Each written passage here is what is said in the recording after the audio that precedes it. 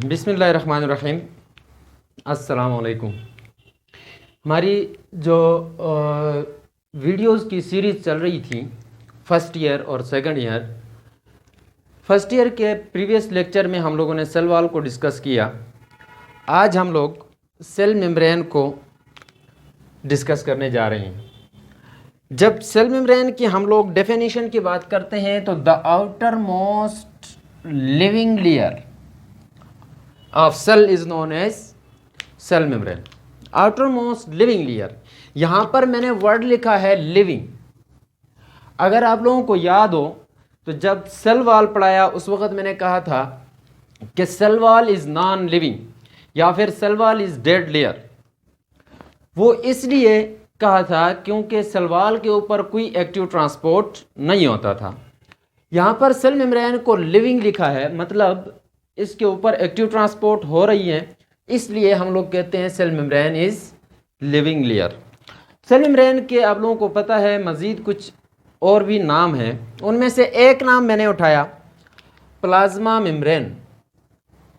Plasma membrane इसको क्यों कहते हैं? इसलिए कि प्लाज्मा, आप लोग जानते हैं वर्ड जो प्लाज्मा है वो फ्लूइड को रिप्रेजेंट करता है, और सेल मेम्ब्रेन की जब पोजीशन की बात करो कि वो कहाँ पर होती हैं तो साइटोप्लाज्म के ऊपर होती हैं लेयर।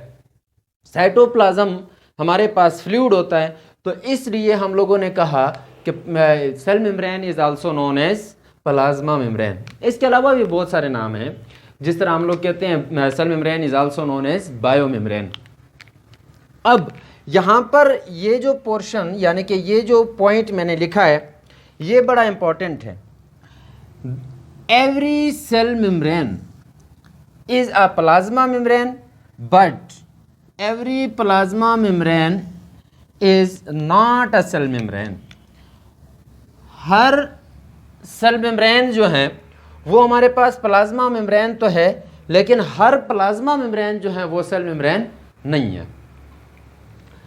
जब कंपोजिशन की बात करें सेल मेम्ब्रेन की, तो कंपोजिशन में हमारे पास cell membrane is composed by number 1 protein, number 2 lipids, number 3 carbohydrate, number 3 carbohydrate. ये तीन चीज़ों से सेल मेम्ब्रेन मिलके बनी हुई होती हैं। हम आज के लेक्चर में एक शॉर्ट सा खुलासा जो है सेल मेम्ब्रेन की कंपोजिशन, सेल मेम्ब्रेन का स्ट्रक्चर और सेल मेम्ब्रेन है क्या, फंक्शन क्या है, ये प्रेजेंट करेंगे। कल इंशाल्लाह या फिर नेक्स्ट लेक्चर में हम लोग जो हैं एक एक चीज़ को डिटेल में डिस्कस करेंगे।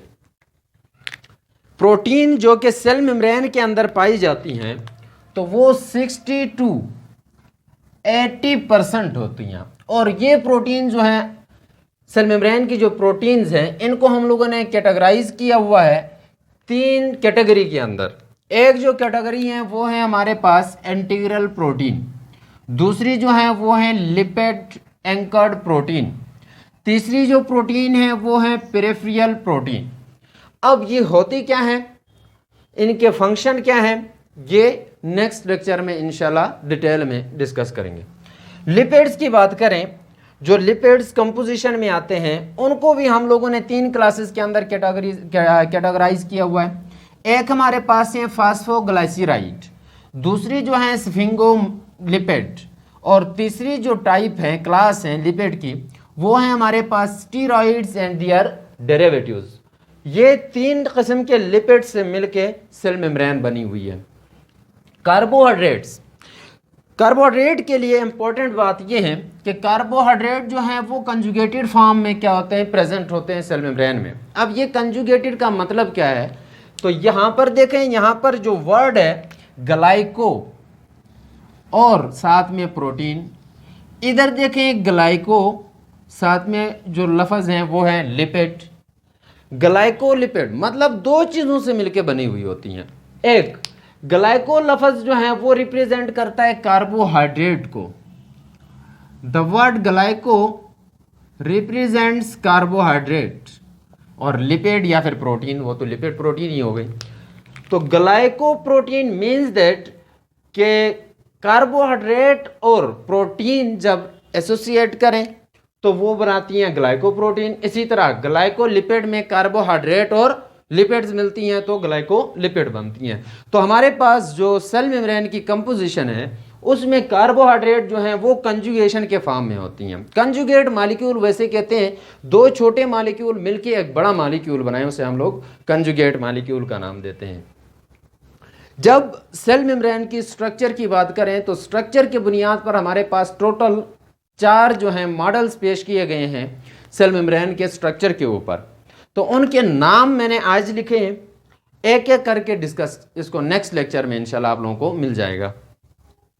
यहां पर 3 मॉडल जो थे वो हमारे पास रिजेक्टेड मॉडल है।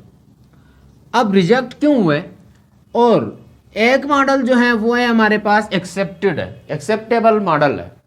अब ये एक्सेप्टेबल मॉडल क्यों, और 3 ये जो रिजेक्ट हुए हैं ये 3 मॉडल रिजेक्ट क्यों हुए, इसको हम लोग जब एक एक करके डिटेल में डिस्कस करेंगे तो उस वक्त भी इस बात को दोबारा से डिस्कस करेंगे। लेकिन आज एक पॉइंट ये याद रखो कि these 3 models about the structure of cell membrane rejected because they can not explain the transport across cell membrane.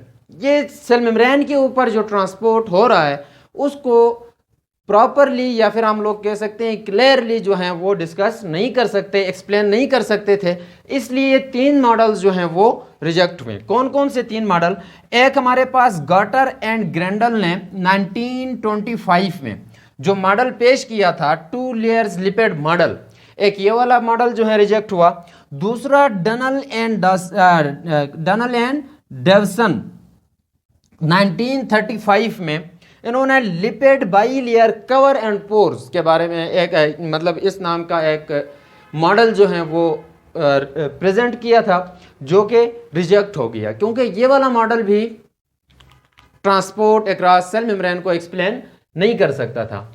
Next जो है मॉडल तीसरे नंबर पर जो रिजेक्ट हुआ वो है हमारे पास यूनिट मेम्ब्रेन मॉडल। अब ये जो यूनिट मेम्ब्रेन मॉडल है इसको रिप्रेजेंट करने वाले साइंटिस्ट का नाम है रॉबर्टसन और इसने किया था 1959 में। ये 3 मॉडल रिजेक्ट हुए, जबकि जो मोस्ट एक्सेप्टेबल मॉडल था about the structure of cell membrane वो है हमारे पास फ्लूइड मोज़ेक मॉडल। अब ये जो फ्लूइड मोज़ेक मॉडल है इसको हमारा मेजर फोकस भी ये होगा कि फ्लूइड मोज़ेक मॉडल को डिटेल में डिस्कस करें। इसको रिप्रेजेंट करने वाले इसको प्रेजेंट करने वाले जो साइंटिस्ट हैं, एक था सिंगर और दूसरा जो था वो है निकलसन। 1972 में सिंगर एंड निकलसन ने स्ट्रक्चर ऑफ सेल मेम्ब्रेन के ऊपर एक मॉडल पेश किया जिसे हम लोग कहते हैं फ्लूइड मोज़ेक मॉडल। यहां तक स्ट्रक्चर और composition of cell membrane definition के साथ ये था, एक ओवरऑल हम लोगों ने एक खाका सा बनाया। अब फंक्शन में मैंने आपके लिए कुछ पॉइंट्स यहाँ पे लिखे हैं, ये आप लोग याद रखें। नेक्स्ट लेक्चर में इंशाल्लाह यहाँ पर जो भी चीज़ मैंने लिखी हुई है, जिस तरह ग्लाइकोलिपिड हैं, ग्लाइकोप्रोटीन्स हैं, इंटीग्रल प्रोटीन है, ठीक है ना, लिपिड एंकर्ड प्रोटीन है वगैरह। इसी तरह हमारे पास जो हैं लिपिड्स हैं, स्फिंगोलिपिड हैं, स्टेरॉइड्स हैं, ये सब एक एक करके डिस्कस करते हैं। फंक्शन में पहली बात प्रोटेक्शन और दूसरी बात जो है शेप प्रोवाइड करती हैं, ट्रांसपोर्ट, इसी तरह सेक्रेशन है तो फिर एक्सक्रीशन और मसल मूवमेंट में भी मदद देती हैं, साथ में मेंटेनेंस ऑफ पीएच। ये कुछ 6-7 जो points function of cell membrane है इनको माइंड में रखो। इंशाल्लाह हम लोग सेल मेम्ब्रेन के इसी टॉपिक में सबको क्लियर करेंगे। यहाँ तक सेल मेम्ब्रेन का ओवरऑल खाका। नेक्स्ट लेक्चर में इंशाल्लाह ये 3 मॉडल्स के साथ साथ जो 4 मॉडल के साथ साथ आप लोगों को हर एक चीज़ जो कि यहाँ पर मैंने एक्सप्लेन नहीं किया वो अलग करके एक्सप्लेन करेंगे। अस्सलाम वालेकुम, अल्लाह हाफिज़।